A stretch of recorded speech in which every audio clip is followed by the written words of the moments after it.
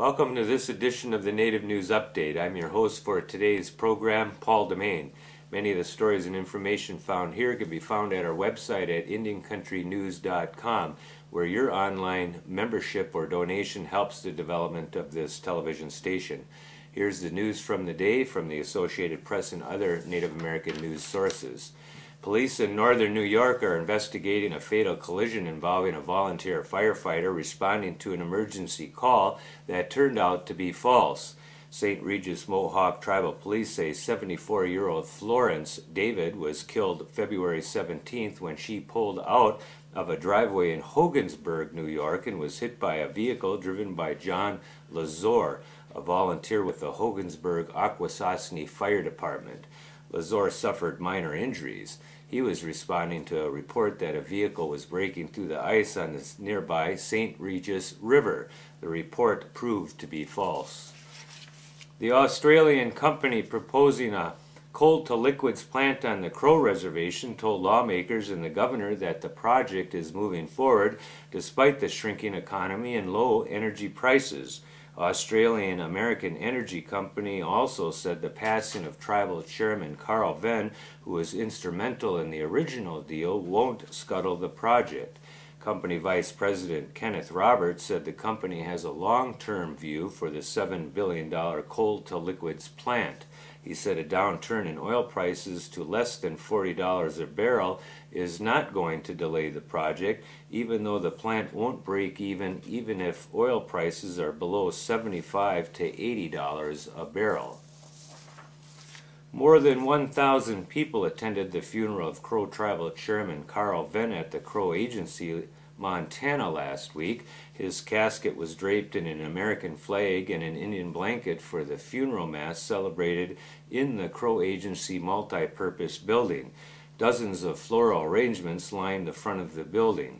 Photos of Venn were displayed, including a large image of Venn in his tribal regalia chatting with then presidential candidate Barack Obama.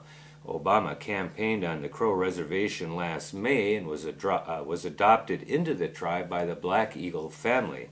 At the funeral, Democratic Senators Max Baucus and John Tester, Governor Brian Schweitzer, and Lieutenant Governor John Bollinger all spoke words of praise for the tribal leader. To me, Carl was many things: a statesman, a leader, a veteran, an advisor, and a tireless advocate for the Crow Nation, Baucus said. Most importantly, Carl was my friend. Venn passed away February 15th at his sister's home in Hardin, Montana, of natural causes stemming from heart disease. He was 62 and was the first chairman of the Crow tribe to pass away in office in more than 80 years. A legislative committee has essentially killed a bill to study the idea of creating a cabinet-level Department of Native Affairs within the state of South Dakota's government. The House State Affairs Committee voted 8-4 February 18th to defer HB 1286 to the 41st legislative day. There are 40 days left in the legislative session, so the committee's action means it's unlikely there will be any further debate on the bill. State government currently has an Office of Indian Affairs that operates within the State Office of Tourism and State Development. Legislation was introduced recently in the U.S. House and Senate that would authorize additional resources for the programs of the Morris K. Udall Foundation, a federal agency based in Tucson, Arizona, while honoring Stuart L. Udall, former Secretary of the Interior. The Morris K. Udall Foundation was established by Congress in 1992 to provide federally funded scholarships for college students intending to pursue careers related to the environment, as well as to Native American students pursuing tribal policy or healthcare careers. The Udall Foundation also operates a Native American Congressional Internship Program each summer in Washington, D.C., placing top college, graduate, and law students in Senate and House offices, the Executive Office of the President, and cabinet agencies where they learn firsthand how federal policies on tribal issues are developed. The Udall Foundation is also a funder of the Native Nations Institute, NNI, a graduate education and policy center for Indian Country.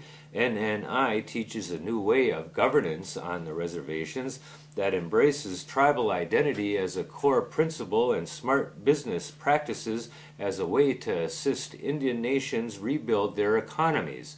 In the last 5 years, more than 2,000 Native American leaders have benefited from its courses. More information on the foundation can be found at www.udall.gov. A South Dakota House committee rejected a bill aimed at making tribal membership cards valid forms of identification. HB 1296 would have made a tribal identification card valid in all cases where a South Dakota driver's license is needed for identification purposes. The House Local Government Committee voted 7-5 on February 17th to kill the measure after opponents raised objections about security, business rights, and feasibility. The measure was prompted by complaints from some American Indians about businesses not accepting their tribal-issued identification cards for activities such as cashing checks. The Nez Perce Tribal Police in northern Idaho have purchased 10 Dodge Durangos using part of a grant from the U.S. Department of Justice. The purchase used about a third of the $911,000 grant awarded by the Justice Department's Community-Oriented Policing Program in 2005. Police Chief Leslie Hendrick said patrol officers need vehicles that can go from the highway to dirt roads.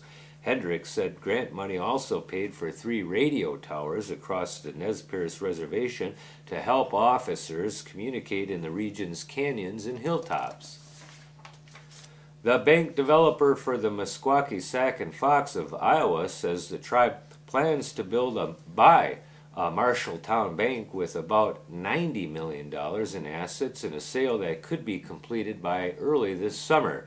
Bank developer David Burrell said the tribe will soon file regulatory applications to buy the family-run Pinnacle Bank, which is close to the Meskwaki settlement.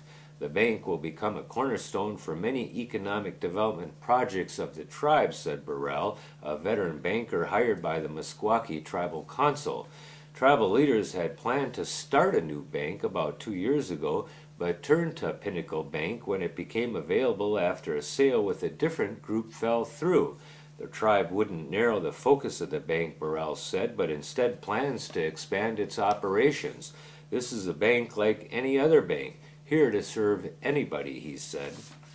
And that is the latest roundup of news from Indian Country on this edition of the Native News Update. We want to thank our underwriters for helping us with this broadcast and appreciate that you stopped in to listen to us today. Stop in again for the latest news soon.